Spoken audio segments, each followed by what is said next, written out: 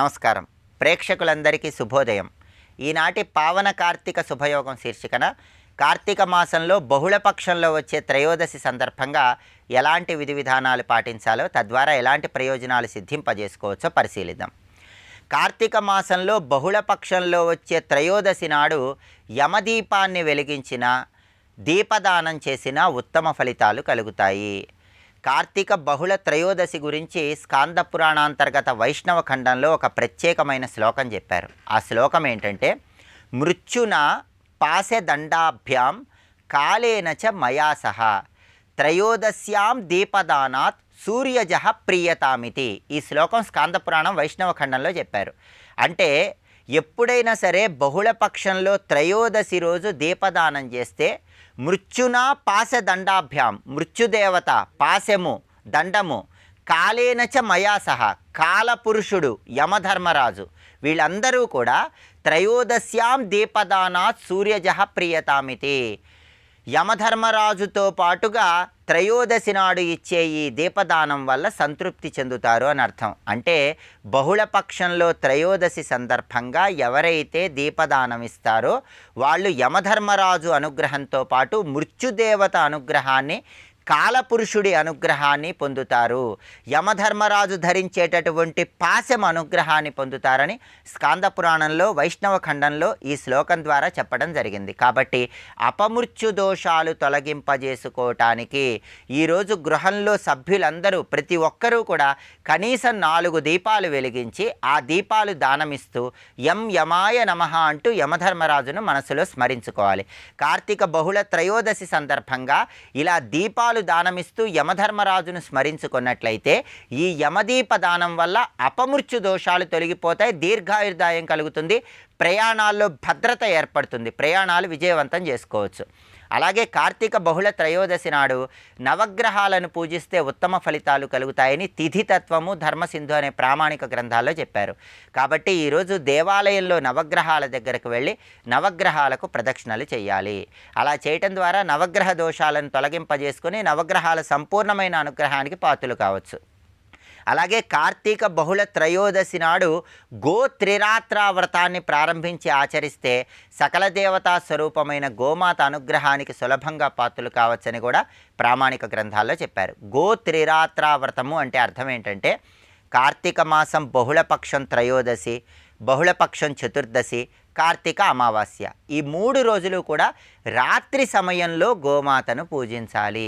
దీన్నే గోత్రిరాత్రా వ్రతం అనే పేరుతో పిలుస్తారు. కాబట్టి ఈరోజు కార్తీక బహుళ చతుర్దశి, కార్తీక అమావాస్య 3 రోజులు కూడా రాత్రి సమయంలో గోశాలకు వెళ్ళండి, గోవు తోకకు పసుపు రాసి కుంకుమ బొట్లు పెట్టండి, గోమాతకు ప్రదక్షిణలు చేయండి, గోవుకు ఆహారం తినిపించండి. గోశాల అందుబాటులో లేని వాళ్ళు మీకు దగ్గరలో ఎక్కడ గోవు ఉంటే అక్కడికి వెళ్ళి గోపూజ చేసుకోండి.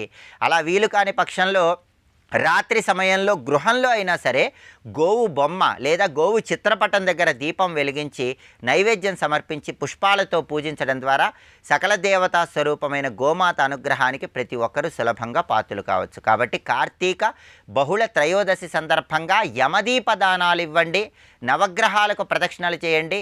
గోత్రిరాత్రా వ్రతం సందర్భంగా ఈ రోజు నుంచి ప్రారంభించి 3 రోజుల పాటు రాత్రి సమయంలో గోమాతను పూజించి విశేషమైన శుభ ఫలితాలు సిద్ధింపజేసుకోండి.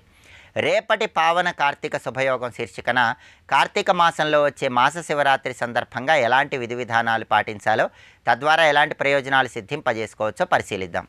నమస్కారం.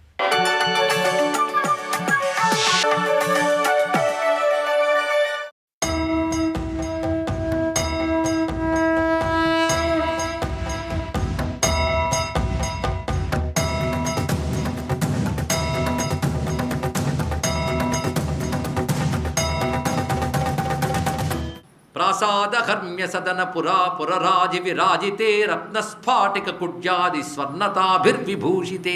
అద్భుతమైన ప్రాసాదములతో వాటితో ఉంటుంది. పైగా అక్కడ ఉత్తములైనటువంటి వారు 4 వర్ణముల వారు పరస్పర సౌమనస్య సామరస్య భావనలతో ఉంటారు. అక్కడ ఆ మహానుభావుడైనటువంటి బృహద్రథునికి ఆయన భార్య కౌముదికి ఒక కుమార్తె ఉన్నది. ఆ కుమార్తె పద్మినీ జాతి లక్షణములతో ప్రకాశిస్తూ ఉన్నటువంటిది. దేశే బృహద్రథో రాజా మహాబల పరాక్రమ తస్య పద్మావతి కన్యా ధన్యా రేజే యశస్విని. ఆ కుమార్తె పేరు పద్మావతి. ఆ స్వరూపం ఎలా ఉంటుందంటే, నేను తిరిగి వచ్చాను కదా, భువనే దుర్లభా లోకే అప్రతిమా వరవర్ణిని. ఏ భువనంలో కూడా అటువంటి సౌందర్యం ఉండదు. అలాంటి ఆమె. అయితే ఆమెకు లక్షణం ఉంది, ఎప్పుడు గమనిస్తుంటాను, గౌరీ శంకరులు పూజించుకుంటూ ఉంటుంది ఎప్పుడు కూడా. శివసేవా పరా గౌరీ అలా పూజించుకుంటుంది ఎప్పుడు కూడా. యథా పూజ్యాసు సమ్మత. పైగా ఎప్పుడు ఆవిడ చేసేదంటే, తనకు పరిచరిక చేయడానికి వచ్చే చెలికత్తెలతో కలిసి జపధ్యానపరాయణ, జపము ధ్యానము చేసుకుంటూ ఉంటుంది. జ్ఞాత్వా తాంచ హరేర్లక్ష్మీం సముద్భూతాం వరాంగనాం. నేను అక్కడ సింహళ దేశంలో విన్న వార్త ఏమిటి అంటే, ఆమె అలా తపస్సు చేస్తూ ఉంటే ఆమె సాక్షాత్తు లక్ష్మీయే ఆ రూపంతో వచ్చింది తెలిసిన శివుడు పార్వతీదేవి సహితంగా ఆమెకు ప్రత్యక్షమయ్యాడు. ఎవరికి? పద్మావతికి. హర ప్రాదురభూత్ సాక్షాత్ పార్వత్యా సహ హర్షిత. ఎప్పుడైతే శివుని చూసినదో ఆవిడ ఒక్కసారి పరమేశ్వరుని చూడగానే ఆనందంతో ఆ పక్కన నాకు పార్వతీదేవిని చూసి పరవశించి నమస్కారం చేసి, ఆయన ఏం వరం కావాలో అడగలేదు, ఈమె వరం అడగలేదు, ఆయనే చెప్తున్నాడు, హరహ తాం ఆహ సుభగే తవ నారాయణపతి. నువ్వు ఇప్పుడు మానవకాంతగా ఆవిర్భవించేవి కానీ నువ్వు మహాలక్ష్మివి, నారాయణుడే నీకు పతి అవుతాడు. పాణింగ్రహిష్యతి ముదా నాణ్యో యోగ్యో నృపాత్మజ. నువ్వు సామాన్యమైన స్త్రీవి కాదు గనక నీ సామాన్య రాజు నిన్ను చేపట్టలేడు. అయితే ఆయన ఎక్కడున్నాడు ఏమిటో నీకు తోరుస్తుందిలే. ఆయన తప్ప ఇంకే పురుషుడైనా నిన్ను చూస్తే కామభావంతో వాడు స్త్రీగా మారిపోతాడు. ఇది నేను చెప్తున్నాను నీకు. కామభావేన భువనే ఏత్వాం పశ్యంతి మానవః తేనైవ వయసానార్యో భవిష్యంతి తక్షణాత్. ఆ చూసిన రాజు ఏ వయస్సులో ఉన్నాడో అదే వయస్సు గల స్త్రీగా మారిపోతాడు వెంటనే, కామభావంతో చూస్తే చాలు. ఇక్కడ దేవాసురాస్తథా నాగా గంధర్వాశ్చారణాదయ త్వయా రంతుం యథా భవిష్యంతి గల స్త్రియ. అంతేకాదు, దేవ అసుర నాగ గంధర్వ చారణాదులు కూడా ఎవరైనా సరే కామభావంతో నిన్ను చూస్తే మాత్రం స్త్రీలుగా మారిపోతారు. ఎవడైతే స్త్రీగా మారడో అతడే నారాయణుడు అని తెలుసుకో. ఇది జరుగుతుంది. వినా నారాయణం దేవం త్వత్పాణిగ్రహిణార్థినం గృహం యాహి తపస్త్యక్త్వా భోగాయతనముత్తమం. నారాయణుడు తప్ప మరొకడు నీ చెయ్యి పట్టలేడు. ఇది నువ్వు అనవసరంగా తపస్సులు చెయ్యకు. నువ్వు విష్ణువు కోసం పుట్టవు, విష్ణువు నీ కోసం ఉన్నాడు ఇక్కడ. కాబట్టి భోగయోగ్యమైన శరీరాన్ని తపస్సుతే క్షోభ పెట్టకమ్మా అని చెప్పి వరం ఇచ్చి అంతర్ధానమయ్యేట నేను విన్నాను ఈ వార్త అని చిలుకు చెప్తోంది ఎవరికి. తర్వాత ఏం జరిగిందని అంటున్నాడు కల్కి. వాళ్ళ నాన్నగారు ఈమెకి యుక్త వయస్సు వచ్చిందని తెలిసి స్వయంవరం ఏర్పాటు చేశాడు. ఆ స్వయంవరానికి అనేక మంది రాజులు వచ్చారు. పైగా రాజులు ఎలాంటి వాళ్ళు వచ్చారో చెప్తే, రుచిరాశ్వస్సు కర్మాచ మధిరాక్షో దృఢాసుక కృష్ణసార పారదశ్చ ధీమూత క్రూరమర్దన కాశకుశాంబుర్ వసుమాన్ కంకక్రధన సంజయౌ గురుమిత్ర ప్రమాదీచ విజృంభసృంజయోక్షమా ఏతే చాన్యే చ బహవః సమాయాత మహాబలాః. అనేక వంశస్థులైన రాజులు వచ్చారు.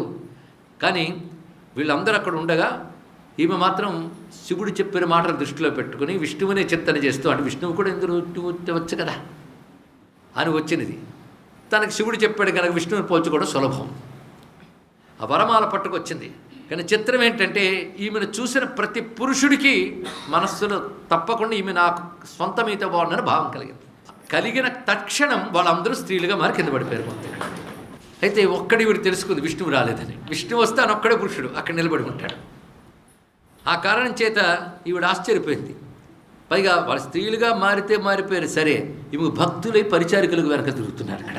ఎలా అంటే మహాలక్ష్మిని అప్సర స్త్రీలు ఎలా కొలుచుకుంటూ ఉంటారో అలా, అమ్మ ఏం చేయమంటారమ్మా, ఏం చేయమంటారు అని అడుగుతుంటే, నాకు శివుడు ఒక ఉపదేశం చేశాడు, ఆ ఉపదేశాన్ని అనుసరించి విష్ణు పూజ చేసుకుంటూ ఉంటాను, మీరు సహకరించండి అంది ఇక్కడ.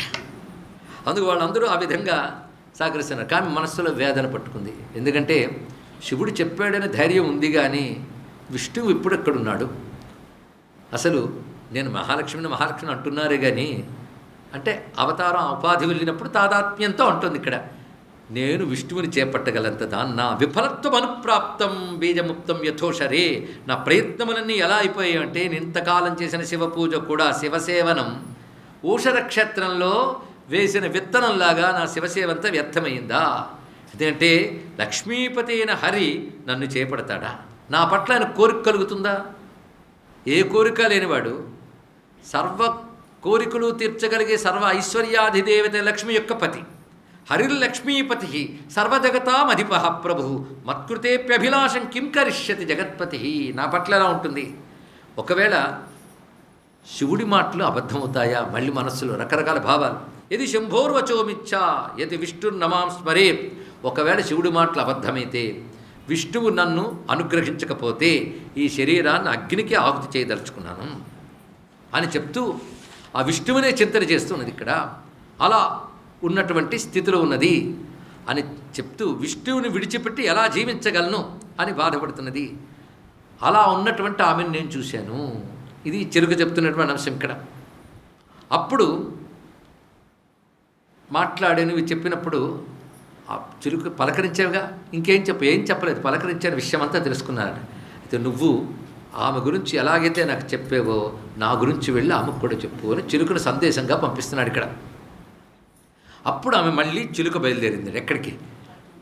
సింహళ దేశానికి చేరుకొని అక్కడ ఎలా వచ్చిందో చెప్తున్నారు. ఆ సముద్రం అంతా దాటి వెళ్ళి అక్కడ ఉన్నటువంటి ఈమెను చూసింది. అంతఃపురం దగ్గర ఒక నాగకేశర వృక్షం ఉంటే దాని మీద చేరి పలకరించింది పలుకుతో చిలుక.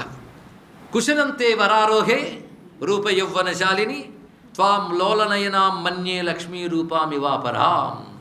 నిన్ను చూస్తూ ఉంటే లక్ష్మీదేవి ఈ రూపంతో వచ్చిందా అని నాకు అనిపిస్తున్నది.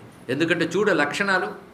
అమ్మవారికి పద్మ అని పేరు, అంటే ఈవిడ పేరు ఇంకా తెలియనట్టే. పద్మాననాం పద్మగంధాం పద్మనేత్రాం కరాంబుజే కమలం కాలయం తీన్త్వాం లక్షయామి పరాం శ్రియం. లక్షణాలన్నీ చూస్తుంటే లక్ష్మీదేవి అనిపిస్తున్నది ఇక్కడ. నారాయణాయ కృష్ణాయ గోవిందాయ నమో నమః.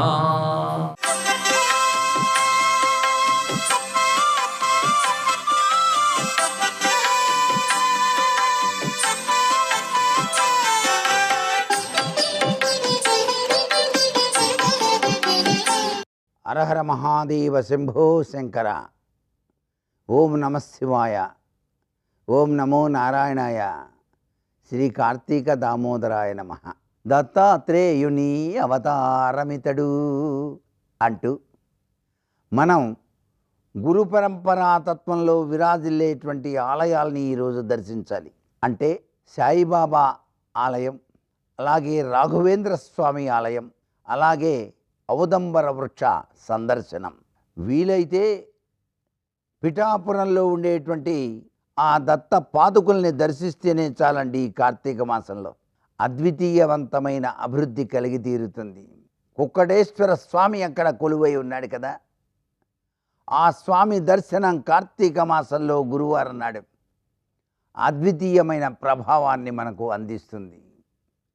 శ్రీ దత్తశరణం మమ అంటూ ఔదంబర వృక్షం చుట్టూ ప్రదక్షిణం చేసి శ్రీపాదవల్లభ నమస్కారం స్వామి అంటూ స్వామికి హృదయపూర్వక నమస్కృతాంజలు ఘటిస్తూ ప్రీతికరమైనటువంటి అభిషేకార్చనలు కూడాను నిర్వహించాలి. అంతేకాకుండా కపిల గోవు యొక్క పూజాది విధి విధానం ఆలయ ప్రాంగణంలో గనక నిర్వహించడం వలన లక్ష్మీదేవి యొక్క దేదీప్యవంతమైన అనుగ్రహాన్ని కూడా మనం ఈ కార్తీక మాసంలో సాధించుకోవటానికి ఆస్కారం ఉంటుంది. కొన్ని దేవాలయాల్లో కపిల గోవును అలా పోషిస్తూ ఉంటారు. ఆ కపిల గోవుకు ప్రదక్షిణం చేయటం ద్వారా కూడాను జన్మాంతరాల నుంచి వచ్చినటువంటి పాపాలన్నీ పటాపంచలైపోయి ఐశ్వర్యయుక్తమైనటువంటి జీవన విధానాన్ని ఆ కపిల గోవు మాత మనకు అనుగ్రహింపచేస్తుందన్నమాట. గురు పరంపరాతత్వంతో విరాజిల్లేటువంటి దత్తప్రభు యొక్క పాదుకలపైన నీటిని పోస్తూ అభిషేకం చేసి ప్రీతికరమైనటువంటి తెలుపు రంగు పుష్పాలతో స్వామిని అర్చన చేస్తూ శ్రీపాద శ్రీవల్లభత్వం సదైవ శ్రీ దత్తాస్మన్ పాహి దేవాదిదేవ భావగ్రాహ్య క్లేశహారిసి కీర్తి ఘోరాత్ కష్ట దుర్ధరాస్పాన్ నమస్తే అంటూ ధ్యానించాలి ప్రతి ఒక్కరూ కూడా ఈ కార్తీక గురువారం నాడు. శ్రీ కార్తీక దామోదరాయ నమః.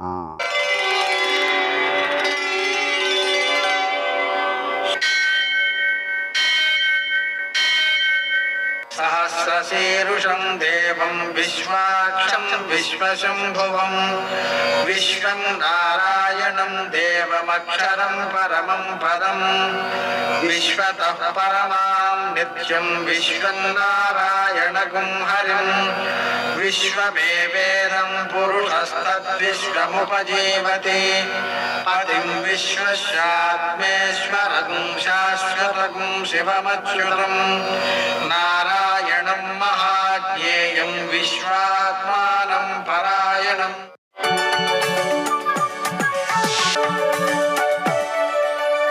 सूर्यशौर्यमथेन्दुरिन्द्रपदवी सन्मङ्गलं मङ्गलम्.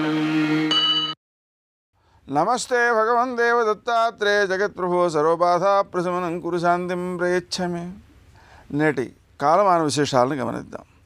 స్వస్తి శ్రీ చాంద్రమాన క్రోధినామ సంవత్సరం దక్షిణాయనం శరద్ ఋతువు కార్తీక మాసం కృష్ణపక్షం గురువారం. సూర్యోదయం 6:32, సూర్యాస్తమయం 5:36. తిథి త్రయోదశి పూర్తిగా ఉంది. నక్షత్రం చిత్త ఉదయం 7:34 వరకు. వర్జం మధ్యాహ్నం 1:48 నుంచి 3:34 వరకు. దుర్ముహూర్తం ఉదయం 10:13 నుంచి 10:58 వరకు. మరల మధ్యాహ్నం 2:39 నుంచి 3:23 వరకు. అమృతకాలం రాత్రి 12:28 నుంచి 2:15 వరకు. రాహుకాలం గురువారం కాబట్టి మధ్యాహ్నం 1:30 నుంచి 3 గంటల వరకు. అష్టకవర్గ రీత్యా శుభప్రదమైన సమయం మధ్యాహ్నం 1:30. నేటి విశేషం కార్తీక మాసం గురువారం, త్రిద్యుస్పృక్ దివసం, ప్రదోషం కూడా. త్రిద్యుస్పృక్ అంటే సూర్యోదయానికి ముందే త్రయోదశి ప్రారంభమైంది, మర్నాటి సూర్యోదయం తర్వాత కూడా కొనసాగుతుంది. అలా ఒక తిథి అనుబంధం కలిగి ఉన్నట్లయితే దాన్ని త్రిద్యుస్పృక్ అంటారు. ఈ రోజున చేసేటువంటి కార్యక్రమాలు, పుణ్య కార్యక్రమాలు చాలా విశేషమైన సత్ఫలితాలను అందజేస్తాయి. గురువారం కాబట్టి దత్తాత్రేయ స్వామిని ఆరాధించుకోవడం, దత్తాత్రేయ స్వామి ఆలయంలో ఇంట్లో తయారు చేసినటువంటి శనగపిండితో తయారు చేసిన పిండి వంటలు నివేదన చేసి ప్రసాదంగా అందరికీ పంచడం, భక్తులందరికీ. ఇలా చేసినందువలన గురుగ్రహ అనుగ్రహం కలుగుతుంది. విశేషించి ఎవరికైతే గురువు గోచార రీత్యా దోషిగా ఉన్నాడో, జాతక రీత్యా దోషిగా ఉన్నాడో వారందరికీ కూడా ఈ కార్యక్రమం సత్ఫలితాలను అందజేస్తుంది. గురువారం సందర్భంగా మనం గురువనుగ్రహం కోసం చేసేటువంటి పనులు అత్యంత సత్ఫలితాలను ఇస్తాయి. మరో ముఖ్య విశేషం, తిరుచానూరు పద్మావతీదేవి బ్రహ్మోత్సవాలు ఈ రోజు నుంచి ప్రారంభమవుతాయి. వాటిని దర్శించుకోవడం, అమ్మవారిని సేవించుకోవడం లక్ష్మీదేవి యొక్క అనుగ్రహానికి, సంపదల అభివృద్ధి చెందడానికి కారణమవుతుంది. నేటి ఆణిమత్యాలు.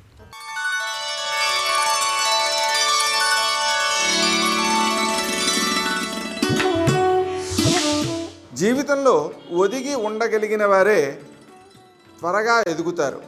పరిస్థితులు ఎంతగా అణచివేసినా అంతిమ విజయం వారిదే.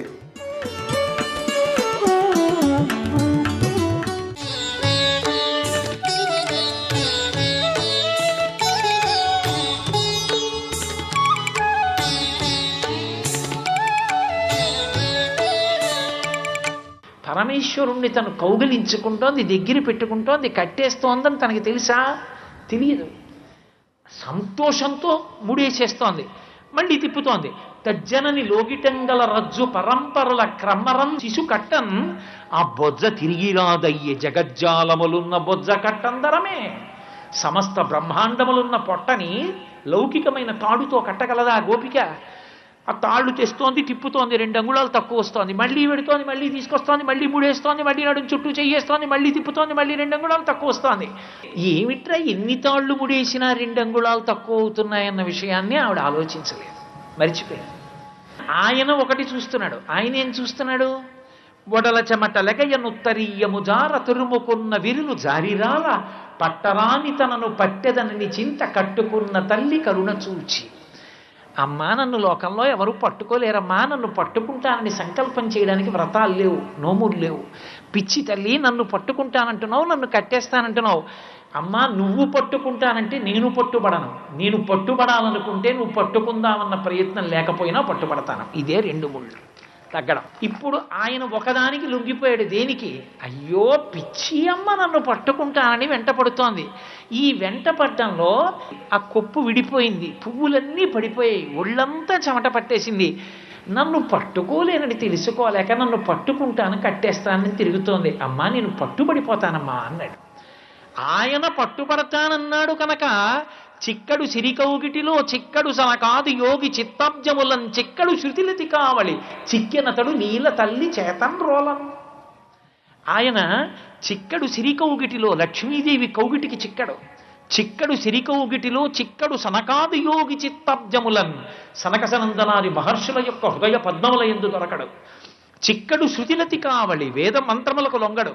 అటువంటి వాడు చిక్కెనతడు లీల తల్లి చేతన్ రోలం. ఒక గోపికకి దొరికిపోయి కట్టబడి రోటికి ఆయనకి ముడి వేయించుకున్నాడు. వేయించుకున్నటువంటి ఆ లీల చెప్పి పోతన గారు అన్నారు, జ్ఞానులచే మౌనులచే దానులచే యోగ సంవిధానులచే తన్ పూని నిబద్ధుండగునే శ్రీనాథుడు భక్తియుతుల చేతన్ బోలన్ అన్నారు. ఎంత మౌని అయినా, ఎంత జ్ఞాని అయినా, ఎంత యోగి అయినా, ఎంత దానం చేసిన వాడైనా, పరమభక్తి తత్పరుడైన వాడికి లొంగిపోయి కట్టబడినట్టుగా పరమేశ్వరుడు ఇతరులకు కట్టబడతాడా? ఎంత తేలికగా వశుడైపోయాడయా అని పరవశించిపోయారు. ఆనాడు యశోదాదేవి చేత కట్టబడ్డాడు. దామ్నా ఉదరే మాత్రాబద్ధ ఇది దామోదర. అమ్మ గట్టిగా ముడేసేసింది, రోటికి కట్టేసింది. ఆ రోలు ఈడుచుకుంటూ పాకాడు. ఒంటి మీద చిన్న మచ్చ ఉండవలసినటువంటి అగత్యం లేనటువంటి పరమేశ్వరుని యొక్క నడుం మీద ఒక తాడు గురుసుకుపోయినటువంటి మచ్చ పడింది. ఆ మచ్చ ఇప్పటికీ నేను దొరకాలనుకున్న వాళ్ళకి దొరికిపోతాను. నేను దొరకాలని ఎందుకు అనుకుంటానంటే, నిరతిశయ భక్తితో నన్ను సేవించిన వాళ్ళకి నేను దొరికిపోతానని చెప్పడానికి గుర్తు ఆ దామోదరుడు. ఆయన ప్రేమ అంత గొప్పది. నిజానికి ఆయన్ని పట్టడానికి, ఆయన్ని కట్టడానికి సాధనాలు లేవు లోకంలో. కానీ పరాశర భట్టర్లు శ్రీగుణరత్న కోశంలో అంటారు, దేవీ శృతిం భగవతీం ప్రథమే పుమాంస తత్సద్గుణౌఘ మణికోశ గృహం గృణంతి తద్వారపాటన పటూని చ సేతిహాస సంతస్మరణ స్మృతి పురాణ పురస్సరాణి అంటారు. అమ్మా, లోకంలో వేదం కాని, స్మృతి కాని, పురాణం కాని నీ ఇల్లు చెప్తుందేమో, నీ దర్శనం చేయించలేదు. నీ కారుణ్యమేనమ్మా దర్శనం చేయిస్తుంది. దామోదర లీల యందు భగవంతుడు కట్టుబడ్డాడు అంటే ఒక్కటే కారణం, నిరతిశయ ప్రేమతో. ఏమిటి 2 అంగుళాలు తక్కువ రావడం అన్నది ఆలోచించకుండా సేవించుకుంటూ వెళ్ళిపోయిందంతే. భగవంతుడు ఇంత గొప్పవాడా, నాకు వశుడవుతాడా అన్న భయం కాదు. ఆయన ప్రేమైక మూర్తి, ఆయన ఇక్కడే ఉన్నాడండి. అసలు ఆయన లేని నేనెక్కడున్నాను? నాకు దగ్గరగా ఉన్నవాడు అంటూ ఉంటే ఆయన ఒక్కడే. ఆయన కన్నా నాకు దగ్గరగా ఉన్నవాడు లేడు. ఆయనే నా సర్వస్వం అనుకున్నవాడెవరో వాడికి ఆయన వశుడవుతాడు. భగవంతుని నువ్వు ప్రేమిస్తున్నాననుకుంటే నీ ప్రేమకి కొన్ని కోట్ల రెట్లు ఎక్కువ ప్రేమ పరమేశ్వరుడిది. ఈ తత్వము నీకు అవగాహన అయిన నాడు భగవంతునికి నీకు ఉన్న అనుబంధం చేత పూజకి కూర్చున్నా, స్మరించిన నీకు ఒంట్లో పులకరింతలు వచ్చి చేసినటువంటి పూజకి కారణమవుతుంది. సర్వం శ్రీ ఉమామహేశ్వర పరబ్రహ్మార్పణమస్తు. స్వస్తి.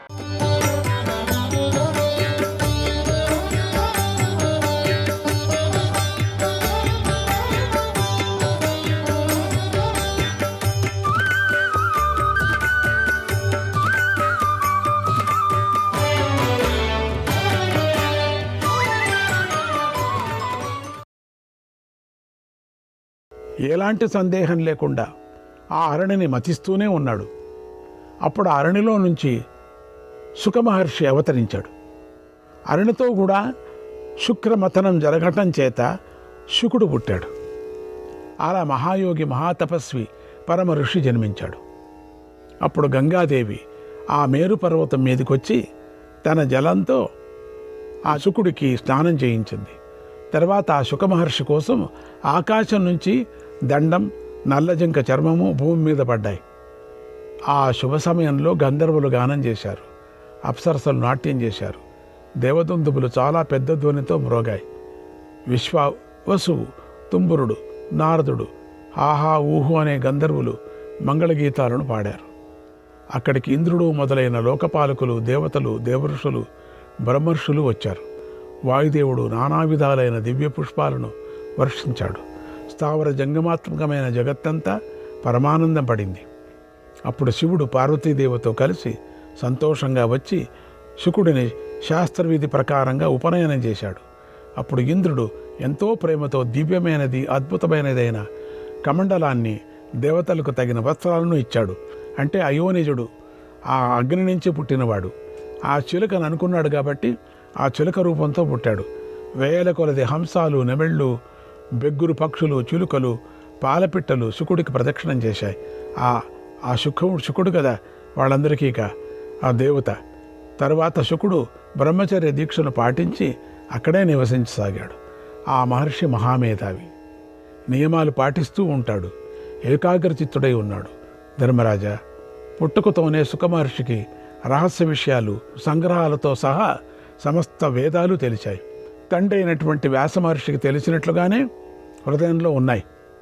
ఇలా శుకుడు వేదాంగాలను విస్తృతమైనటువంటి వ్యాఖ్యాన విశేషాలతో తెలుసుకున్నాడు. లోకాచారాన్ని బట్టి ధర్మంగా బృహస్పతిని తన గురువుగా స్వీకరించాడు. బృహస్పతి వద్ద రహస్యంగా సంగ్రహంగా వేదాలను, సమస్తమైన ఇతిహాసాలను, రాజనీతి శాస్త్రాలను అధ్యయనం చేశాడు. గురుదక్షిణను ఇచ్చి విద్య నేర్చుకుని తన ఇంటికి వెళ్ళాడు. తర్వాత ఏకాగ్రచిత్తుడై బ్రహ్మచర్య వ్రతాన్ని పాటిస్తూ మహోగ్రమైన తపస్సు చేశాడు. జ్ఞానంతో, తపస్సుతో బాల్యంలో కూడా దేవతలను, ఋషులకు ఆదరించదగిన వాడయ్యాడు. వారికి సలహాలనిచ్చి యోగ్యుడు అయ్యాడు, కూడా ఇచ్చేటువంటి యోగ్యుడయ్యాడు. ఆయన బుద్ధి ఎప్పుడూ మోక్షం మీదనే ఉండటం చేత గృహస్థాశ్రమం మీద ఆధారపడి ఉండే బ్రహ్మచర్య, గృహస్థ, వానప్రస్థాలనే 3 ఆశ్రమాల పట్ల ఆసక్తి కాలేదు అన్నాడు భీష్మ పితామహుడు. శ్రీకృష్ణాయ పరమాత్మనే నమః. 325వ అధ్యాయం. భీష్ముడు ధర్మరాజుకి ఇలా చెప్పాడు: ఓ ధర్మరాజా, శుకుడి మనస్సు మోక్ష విద్యపైనే ఆసక్తి కలిగి ఉంది కదా, అందుచేత మోక్ష విషయాన్ని ఆలోచించాడు. ఒకనాడు తన తండ్రి గురువు అయినటువంటి వ్యాస మహర్షి వద్దకు వెళ్ళి నమస్కరించి తన మేలును కోరుకుంటూ ఇలా అన్నాడు: మహాత్మా, నీకు మోక్ష ధర్మాలు బాగా తెలుసు కనుక నా మనస్సుకు పరమశాంతి కలిగించే దానిని గురించి చెప్పు అని అడిగాడు. ఆ మాట విని వ్యాస మహర్షి ఇలా అన్నాడు: ఓ పుత్ర, నువ్వు మోక్షం మొదలైన వివిధ ధర్మాలను గురించి తెలుసుకో అన్నాడు. అప్పుడు శుకుడు తండ్రి మాట పాటించాడు. యోగశాస్త్రాన్ని, సాంఖ్యాశాస్త్రాన్ని అధ్యయనం చేశాడు. తర్వాత వ్యాస మహర్షి తన పుత్రుడు బ్రహ్మ తేజస్సు కలవాడయ్యాడు, బ్రహ్మతో సమానమైన సామర్థ్యం కలవాడయ్యాడు, మోక్ష ధర్మాలలో పండితుడయ్యాడు అని తెలుసుకున్నాడు. శుకుడిని పిలిచి ఇలా అన్నాడు: నాయనా, నువ్వు మిథిలాధిపతి అయినటువంటి జనక మహారాజు వద్దకు వెళ్ళు. ఆ రాజు నీకు మోక్షశాస్త్రపర సార సిద్ధాంతాన్ని బోధిస్తాడన్నాడు. వెంటనే శుకుడు వ్యాసుడి మాటను పాటించాడు. మిథిలా నగరానికి బయలుదేరాడు. 4 సముద్రాలతో కూడి ఉన్నటువంటి ఈ భూమిని శుకుడు ఆకాశ మార్గంలో దాటగలడు, కానీ నడుచుకుంటూనే మిథిలకు వెళ్ళాడు. ఇలా ప్రయాణం చేసి శుకుడు అతి కొద్ది కాలంలోనే విదేహ రాజ్యానికి చేరుకున్నాడు. దానిని ధర్మాత్ముడైన జనకరాజు పాలిస్తున్నాడు. శుకుడు తెలుసుకోవలసిన దాన్ని గురించి చింతిస్తున్నాడు. ఎంతో ప్రసన్నమైన చిత్తంతో శుకుడు మిథిలా నగరంలోకి ప్రవేశించాడు. నగర ద్వార సమీపానికి వచ్చి ఎలాంటి సందేహం లేకుండా లోపలికి వెళ్ళిపోయాడు. అప్పుడక్కడ ఉన్నవారంతా శుకుడిని అడ్డుకున్నారు, లోపలికి వెళ్ళనివ్వలేదు. అప్పుడు శుకుడు మనస్సుకు ఎలాంటి బాధ కలగలేదు. మన వాళ్ళకైతే కోపం వస్తుంది, ఎలాంటి కోపము రాలేదు. నేనెవరో తెలుసా, నన్నెందుకు ఆపావు అంటూ అడ్డుకున్న వారి మీద చిందులు కూడా తొక్కలేదు. శుకుడు చాలా శాంతంగా నిలబడ్డాడు. ఇలా శుకుడు శాంతంగా ఉండటాన్ని, అతడు ప్రవర్తిస్తున్న తీరునంతా ద్వారపాలకుల్లో ఒకడు గమనించాడు. శుకుడు మిట్ట మధ్యాహ్న సమయంలో వెలిగిపోతున్నటువంటి సూర్యుడిలాగా వెలిగిపోతున్నాడు. అట్లా నిల్చున్నాడు. ఆ శుకుడిని చూసి ద్వారపాలకుడు నమస్కారం చేశాడు. ఆయనను 2వ ప్రాకారంలోకి వెళ్ళటానికి అనుమతి ఇచ్చి పంపించాడు. శుకుడికి ఎండైనా ఒకటే, నీడైనా ఒకటే, రెండిటినీ సమానంగా చూస్తాడు. ఆ 2వ ప్రాకారం వద్ద కూర్చొని మోక్షం గురించే ఆలోచించాడు. కొద్దిసేపు గడిచింది. శుకుడు అలాగే ఉన్నాడు. ఇంతలో ఒక మంత్రి అక్కడికి వచ్చి శుకుడికి నమస్కారం పెట్టి తనతో ఆ మహర్షిని తీసుకొని వెళ్ళి రాజభవనంలోకి 3వ ద్వారంలోకి ప్రవేశపెట్టాడు. అది ఉద్యానవనం. అక్కడ అంతఃపుర స్త్రీలందరూ విహరిస్తూ ఉంటారు. మంత్రి ఆ వనానికి శుకుడు తీసుకొని వెళ్ళాడు. అక్కడ మహర్షికి మంత్రి ఒక ఆసనం చూపించాడు. తర్వాత అక్కడికి 500 మంది గణికలు వచ్చారు. వారందరూ చక్కని యువతలు. వారి వేషభూషణాలు ఎంతో అందంగా ఉన్నాయి. వారందరూ అందగత్తెలు. ఎర్రని విలువైన చీరలు ధరించున్నారు. చక్కగా మెరిసిపోయేటువంటి బంగారు నగలు వారి అందాన్ని పెంచుతున్నాయి. వారు మాట్లాడడంలోనూ గాననాట్యంలోనూ నైపుణ్యం గలవారు. అప్సరసల్లాగా వారు అందగత్తెలు. చిరునవ్వుతో మాట్లాడుతూ ఉంటారు. ఎదుట వారి మనస్సులోని ఉద్దేశాన్ని పసిగట్టేస్తారు. కామ విషయం గురించి వారికి బాగా తెలుసు. సమస్త కళలోనూ వారికి ఎంతో పరిజ్ఞానం ఉంది. ఆ సమయానికి తగినట్లుగా రుచికరమైన మంచి ఆహారం పెట్టి సంతోషాన్ని కలిగించారు. తర్వాత వారు శుకుడిని తమతో పాటు తీసుకొని వెళ్ళి ఆ ఉద్యానవనంలో చక్కగా విహరించారు. అక్కడ ఉన్న ప్రతి వస్తువును చూపించారు. దాని విశేషాన్ని శుకుడికి చెప్పారు. ఇంత జరుగుతున్నా కూడా శుకుడు అంతఃకరణం ఎలాంటి వికారానికి గురి కాలేదు. ఊ అంటున్నాడంతే. పెట్టింది తినేశాడు, తిరుగుతున్నాడంతే. పవిత్రంగా ఉంది మనస్సు మాత్రం. ఆ మహర్షి ఇంద్రియాలను జయించాడు, కోపాన్ని జయించాడు, సందేహాలను తొలగించుకున్నాడు. అందుచేత శుకుడు ఎవరిపైనా కోపించడు. నిరంతరము తన పని సాధించటం అందే దృష్టి ఉంచుకొని ఉన్నాడు. అందుచేత గణికులంతా చూపిస్తున్నటువంటి విశేషాలేవి శుకుడి మనస్సును ఆకర్షించలేదు. ఆయన లొంగలేదు, వారికి వశుడు కాలేదు. ఇంతలో ఆ కాంతులు దేవతలు కూర్చున్నటువంటి మంచాన్ని శుకుడికి చూపించారు. అది రత్నాలతో నిర్మించబడి ఉంది. ఇంతలో సంధ్యా సమయం అయింది. శుకుడు కాళ్ళు చేతులు కడుక్కున్నాడు, సంధ్యావందనం చేశాడు. తర్వాత పవిత్రమైన ఆసనం మీద కూర్చున్నాడు. మోక్షతత్వం గురించి ఆలోచించాడు. వీళ్ళనుకున్నారు ఏదేదో ఆలోచిస్తున్నాడులే అనుకున్నారు, కానీ మోక్షతత్వం. రాత్రి మొదటి జావలో ధ్యానం చేసుకున్నాడు. రాత్రి మధ్య భాగంలో అంటే 2-3 జామాల్లో కొద్దిసేపు పడుకున్నాడు. అక్కడే పడుకున్నాడు. తర్వాత 2 గడియలలో తెల్లవారుతుందనేటువంటి బ్రాహ్మీ ముహూర్తంలో నిద్రలేచాడు. అంటే 4:30-3 గంటలకంతా కాలకృత్యాలు తీర్చుకొని స్నానం చేశాడు. తర్వాత శుకుడు మళ్ళీ ధ్యానం చేసుకున్నాడు. ఆ సమయంలో కూడా ఆయన అందగత్తెలు విడిచిపెట్టలేదు. స్నానం చేయించడానికి వచ్చారు, చేయించుకున్నాడు. ఆయనకి ఏమని అనిపించలేదు. ఆయన చుట్టూతా కూర్చొని ఆయన్నే చూస్తున్నారు. చుట్టూతా కూర్చున్నారు. అక్కడ నీళ్లు పోశారు, తుడిచారు. అంతే విగ్రహంలాగా ఉన్నాడు అంతే. ఓ ధర్మరాజా, ఇలా శుక మహర్షి ఎలాంటి పరిస్థితుల్లోనూ ఎలాంటి సందర్భంలోనూ తన మర్యాదను అతిక్రమించలేదు. అట్లే ఉన్నాడు. శుకుడు యొక్క ఆకారమే ఎత్తుగా ఉంటాడు. ఏ విధమైన వికారము కలగలేదట ఆయనకి. అందగత్తెలంతా స్నానం చేయించారు. అందగత్తెలంతా పలారం పెట్టారు, తిన్నాడు, స్నానం చేయించుకున్నాడు. ఏంటి అట్లా ఉండిపోయాడు, ఒకదాన్ని కూడా చూడలేదు. అందగత్తెలు తనతోనే ఉన్నటువంటి తనకు సేవలు చేస్తూ తను సంతోషపెడుతున్నా శుకమహర్షి మాత్రం తన హద్దులను దాటలేదు, తన నియమాలను ఉల్లంఘించలేదు. ఆయనదేదో ఆయన జపం చేసుకుంటున్నాడు గుణ అని. తన మనస్సును చెలింపజేసుకోలేదు, మాట తోలలేదు, దేనికి ఆకర్షితుడు కాలేదు, వాళ్ళతో మాట్లాడలేదు, మోహానికి వశుడు కాలేదు. ఒక్క మాట కూడా మాట్లాడలే, కన్నెత్తి చూడలే, నవ్వలే, మనస్సులో కోరిక పుట్టడానికి చోటు ఇవ్వలేదు. మనస్సంతా మోక్ష విద్య మీద నిలిపాడు. అలా శుకమహర్షి ఆ పగలు రాత్రి అందగత్తెలతో కలిసి రాజభవనంలో గడిపాడు అన్నాడు భీష్మ పితామహుడు. శ్రీకృష్ణాయ పరమాత్మనే నమః. 326వ అధ్యాయం. తర్వాత జనక మహారాజు మంత్రులు, అంతఃపుర స్త్రీలు, పురోహితులతో కలిసి ఆసనాన్ని, నానారత్న సహిత బహుమతులు తీసుకొని బయలుదేరాడు. అప్పుడు జనకుడు శిరస్సు మీద అర్ఘ్యపాత్రను ఉంచుకొని శుకుని వద్దకు వచ్చాడు. అప్పుడు పురోహితుడు ఒక ఆసనం తెచ్చాడు. దానిపైన విలువైన మెత్తని పరుపు పరిచాడు ఉంది. అది సర్వతోభద్రమనేటువంటి ఆసనం. దాన్ని రాజు చేతిలో పట్టుకొని శుక మహర్షికి సమర్పించాడు. అది గౌరవనీయమైనది, అది ఒక పద్ధతి. శుకుడు దాని మీద కూర్చున్నాడు. జనకుడు శుకుడిని యథావిధిగా పూజించాడు. అర్ఘ్యపాద్యాలు సమర్పించాడు, గోదానం చేశాడు. శుకుడు ఆ పూజను స్వీకరించాడు. తర్వాత గోదానం తీసుకున్నాడు. రాజును ఆదరించాడు, రాజక్షేమాలను తెలుసుకున్నాడు, బాగున్నావా అని. ఆ తర్వాత శుకుడు అనుమతి తీసుకొని రాజు నమస్కరిస్తూ తన అనుచరులతో కలిసి నేల మీద కూర్చున్నాడు. జనకుని మనస్సు, వంశం ఎంతో ఉదారమైనవి, అందరూ వినయవంతులే వాళ్ళంతా కూడా. జనక మహారాజు శుకుడిని ఇలా అడిగాడు, ఓ మహాత్మా, ఇక్కడెందుకు వచ్చారు? మీ రాక కారణం ఏమిటి అని అడిగాడు. అప్పుడు శుకముని ఇలా అన్నాడు, ఓ రాజా, నా తండ్రి నీ గురించి నాకు ఇలా చెప్పాడు. నా యజమాని లోకప్రసిద్ధుడైనటువంటి విదేహ దేశాధిపతి జనకుడు. ఆయనకు మోక్షధర్మం గురించి బాగా తెలుసు. కనుక ఓ శుక, నీకు ప్రవృత్తి ధర్మం అంటే కర్మకాండ, లోక వ్యవహారము మొదలైన వాటిలో, నివృత్తి ధర్మం అంటే మోక్ష విషయంలో నీ మనస్సులో సందేహాలు ఉంటే వెంటనే అక్కడికి వెళ్ళు.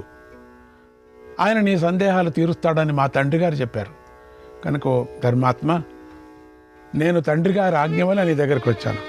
కాబట్టి నా ప్రశ్నలకు తగిన సమాధానం చెప్పు. విప్రుడి కర్తవ్యం ఏమిటి? మోక్షం అనే పురుషార్థ స్వరూపం ఏమిటి? ఆ మోక్షం పొందటానికి జ్ఞానం సాధనమవుతుందా, తపస్సు సాధనమవుతుందా అని శుకుడు అడిగాడు. ప్రశ్నలన్నిటికీ జనకుడు సమాధానం చెప్పాడు. గురుః ప్లావయితా తస్య జ్ఞానం ప్లవ ఇహోచ్యతే, జ్ఞానం ప్లవ ఇహోచ్యతే. విజ్ఞాయ కృతకృత్యస్తు, విజ్ఞాయ కృతకృత్యస్తు, తీర్ణస్త దుభయం త్యజేత్, తీర్ణస్త దుభయం త్యజేత్. గురువు సంసార సాగరం నుంచి ఒడ్డుకు చేర్చేవాడు. ఆయన ప్రసాదించే జ్ఞానాన్నే ఇక్కడ నౌక వంటిది అని చెబుతారు. మానవుడు ఆ జ్ఞానాన్ని పొంది భవసారాగం తరించాలి. అప్పుడే మానవుడు కృతకృత్యుడవుతాడు. నదీ తీరం చేరిన వ్యక్తి నావరు దాటిన నావికుడిని విడిచిపెట్టినట్లుగా ముక్త పురుషుడు గురువును, జ్ఞానాన్ని రెండిటిని విడిచిపెడతాడు. నబిభేతి పరో యస్మాత్, నబిభేతి పరో యస్మాత్, నబిభేతి పరాక్షయః, నబిభేతి పరాక్షయః. యచ్చ నేచ్యతి నద్వేష్టి, యశ్చ నేచ్యతి నద్వేష్టి. బ్రహ్మ సంపద్యతే తద, బ్రహ్మ సంపద్యతే తద. ఇతర ప్రాణులను భయపెట్టనివాడు, ఇతరుల వల్ల భయపడనివాడు, ఏ వస్తువును కోరనివాడు, ఎవరిని ద్వేషించనివాడు బ్రహ్మభావాన్ని వెంటనే పొందుతాడు. మనస్సు, మాట, పని అనే మూడింటిలో మానవుడు సమస్త ప్రాణులు యందు ద్వేషభావాన్ని చూపించకపోతే బ్రహ్మభావాన్ని పొందుతాడు. ఓ శుక, నీకు సుఖదుఖాలలో ఎలాంటి తేడా లేదు. నీకు మనస్సులో లోభం లేదు. నాట్యం చూడాలని కానీ విందామని కానీ నీకు ఆసక్తి లేదు. ఏ ఇంద్రియ విషయాల మీద నీకు మనస్సులో రాగం లేదు. నువ్వు యోగివి అని చెప్పాడు జనక మహారాజు. అన్నాడు భీష్ముడు. శ్రీకృష్ణాయ పరమాత్మనే నమః. 327వ అధ్యాయం. భీష్ముడు ఇలా చెప్పాడు, ఓ ధర్మరాజా, జనక మహారాజు మాటలు విని శుకుడు నిర్మలమైనటువంటి అంతఃకరణం గలవాడయ్యాడు. ఒక దృఢమైన నిశ్చయానికి వచ్చాడు. బుద్ధితో ఆత్మలో స్థిరుడయ్యాడు. ఆత్మసాక్షాత్కారాన్ని పొంది కృతార్థుడయ్యాడు. గొప్ప ఆనందాన్ని, శాంతిని అనుభవిస్తూ హిమాలయ పర్వతాన్ని తన లక్ష్యంగా చేసుకున్నాడు. మౌనంగా ఉత్తర దిక్కు వైపు వాయువేగంతో వెళ్ళిపోయాడు. ఈ సమయంలోనే దేవఋషి అయినటువంటి నారదుడు, సిద్ధులు, చారణులు నివసించే హిమాలయ పర్వతానికి వచ్చాడు. ఆ హిమ పర్వతానికి తూర్పు దిక్కులో ఒక ఏకాంత ప్రదేశంలో వ్యాసుడు తన శిష్యులైన సుమంతుడు, జైమిని, పైలుడు, వైశంపాయనుడు అనే నలుగురికి వేదపాఠాన్ని చెబుతున్నాడు. ఇంతలో శుకుడు అక్కడికి వచ్చాడు. శిష్యులతో కలిసి ఉన్నటువంటి వ్యాస మహర్షిని చూశాడు. అప్పుడు శుకుడు నిర్మలమైన అంతఃకరణంతో ఆకాశంలో ఉన్నట్టు సూర్యుడి దేవుడిలాగా వెలిగిపోతున్నాడు. శుకుడు వ్యాసుడి దగ్గరికి వచ్చి ఆయన పాదాలు పట్టుకొని నమస్కరించాడు. అక్కడ శిష్యులకు ఆత్మీయతతో కలిశాడు. తర్వాత శుకుడు ఎంతో సంతోషిస్తూ జనక మహారాజుతో తనకు జరిగిన సంవాదాన్ని అంతా వ్యాసుడికి చెప్పాడు. ఇక్కడ అందుకు వ్యాసుడు చాలా సంతోషించాడు. తర్వాత వ్యాసుడు తన శిష్యులకు పుత్రుడికి అధ్యయనం చేసే విధానాన్ని గురించి చెప్పాడు. యస్యాధర్మేణ విభ్రూయాత్ యస్యాధర్మేణ విభ్రూయాత్ యచ్చాధర్మేణ పృచ్ఛతి తయోరన్యతరః ప్రైతి తయోరన్యతరః ప్రైతి విద్వేషం చాధిగచ్చతి విద్వేషం చాధిగచ్చతి. ధర్మ సంప్రదాయాన్ని అతిక్రమించి ప్రశ్నించేవాడికి, అధర్మపూర్వకంగా సమాధానం చెప్పేవాడికి ఇద్దరికీ కూడా మృత్యువు కలుగుతుంది. లేకపోతే ఇద్దరూ పరస్పరం ద్వేషించుకుంటారు. ఇది స్వాధ్యాయ విధానం. దీన్నెప్పుడూ మీరు మనస్సులో గుర్తుంచుకోండి. ఇది శిష్యులకు ఉపయోగపడుతుందని బోధించాడు వ్యాస మహర్షి. శ్రీకృష్ణాయ పరమాత్మనే 328వ అధ్యాయం. తర్వాత వ్యాసుడు శిష్యులందరూ గురువు బోధన విని ఎంతో సంతోషించారు. వ్యాసుడితో ఇలా అన్నారు, ఓ మునీంద్ర, ఇక మేము ఈ పర్వతం పైనుంచి భూమిపైకి వెళ్ళాలని కోరుకుంటున్నాం. వేదాలను అనేక భాగాలుగా చేసి ప్రచారం చేస్తాం. ఇదే మా ఉద్దేశ్యం. ఇది మీకు ఇష్టమైతే మమ్మల్ని అనుమతించండి, మేము వెళతాం అని ప్రార్థించారు. ఆ మాటలను వ్యాసుడు విన్నాడు. వారికి ఒక మంచి మాటను ఇలా చెప్పాడు, ఓ శిష్యులారా, మీరు భూలోకానికి వెళ్ళండి లేదా దేవలోకానికి వెళ్ళండి, కానీ పొరపాటు మాత్రం చేయకండి. వేదాలలో చాలా ఎక్కువ ఉత్తేజనాన్ని కలిగించే మంత్రాలు ఉన్నాయి అని నేర్పుగా పలాశక్తిని చూపించి ధర్మ ప్రతిపాదన చేస్తాయి. దీనిని గమనించుకోండి అన్నాడు. శిష్యులందరూ వ్యాసుడి ఆజ్ఞను స్వీకరించారు. తర్వాత గురువుకు ప్రదక్షిణం చేశారు. తలలు వంచి నమస్కారం చేసి అక్కడి నుంచి బయలుదేరి వెళ్ళిపోయారు. శిష్యులు వెళ్ళిన తర్వాత వ్యాసుడు కుమారుడితో కలిసి ఏకాంతంతో ధ్యానం చేసుకుంటూ మౌనంగా ఉన్నాడు. ఆ సమయంలో నారద మహర్షి ఆశ్రమానికి వచ్చి వ్యాస మహర్షితో ఇలా అన్నాడు, ఓ మహర్షి, ఓ బ్రహ్మర్షి, ఏమిటి విచిత్రం? మీ ఆశ్రమంలో ఎందుకని వేదమంత్ర ధ్వని వినిపించడం లేదు? ఎందుకని నువ్వు ఒంటరిగా కూర్చొని ధ్యానం చేసుకుంటున్నావు? నువ్వు ఏదో విచారంలో ఉన్నట్టుగా ఉన్నావు. దీని కారణం ఏమిటి? ఋషులు, దేవతలు, గంధర్వులు, వేదఘోష లేకపోవడం చేత ఈ ఆశ్రమం వెనుకటిలాగా శోభించడం లేదు అని అడిగాడు. ఆ మాటలు విని వ్యాసుడు ఇలా అన్నాడు, ఓ మహర్షి, నా ప్రియ శిష్యులు నన్ను విడిచిపెట్టి వెళ్ళిపోయారు. అందువల్లే నా మనస్సు సంతోషంగా లేదు. నేను ఇప్పుడు ఏం చేయాలో చెప్పు. ఈ సమయంలో నా కర్తవ్యం ఏమిటి అన్నాడు. నారద మహర్షి ఇలా అన్నాడు, ఓ వేదవ్యాస, వేదాభ్యాసం చేసి దాన్ని మళ్ళీ పారాయణం చేయకపోవటం వేదాధ్యాయన దూషణం అవుతుంది. వ్రత నియమాలు పాటించకపోవటం విప్రుడికి దోషం అవుతుంది. వేదాధ్యయనం చేసి పారాయణం చేయాలా, లేకపోతే దోషం అవుతుందంట. కనుక నువ్వు నీ పుత్రుడితో కలిసి వేదాధ్యయనం చెయ్యి. దానితో రాక్షస భయరూపమైనటువంటి తపస్సును నాశనం చెయ్యి అన్నాడు. అప్పుడు వ్యాస మహర్షి సంతోషిస్తూ, ఓ మహర్షి, నీ మాట పాటిస్తానన్నాడు. తర్వాత శుకుడితో కలిసి శిక్ష నియమానుసారంగా ఉచ్చ స్వరంతో ముల్లోకాలను నింపివేస్తున్నట్లుగా పెద్దగా వేదపారాయణం చేయసాగాడు.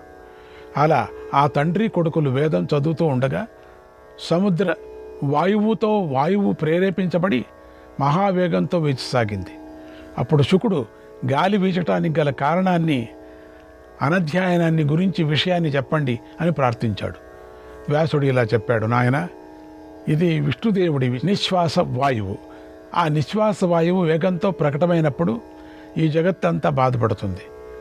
ఇందువల్ల బ్రహ్మవేత్తలైన వారు తీవ్రంగా వాయువుని వీచే సమయంలో వేదాన్ని చదవకూడదు.